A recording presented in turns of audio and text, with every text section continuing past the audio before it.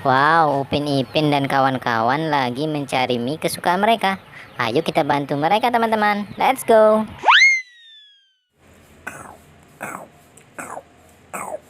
Ternyata Kak Ros suka mie rebus teman-teman.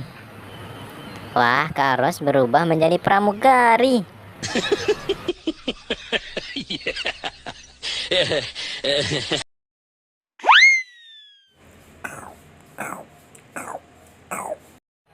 Sedangkan Opa suka mie goreng. Dan Opa berubah menjadi master chef teman-teman.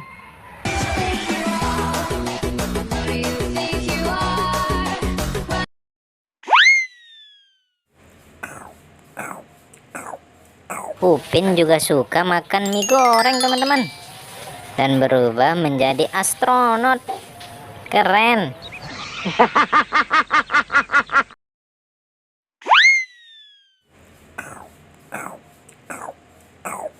Wow, Ipin suka mie rebus. Dan juga berubah menjadi astronot.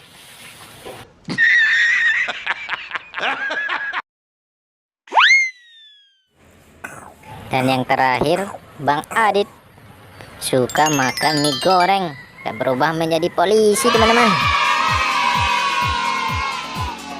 Terima kasih sudah menonton teman-teman.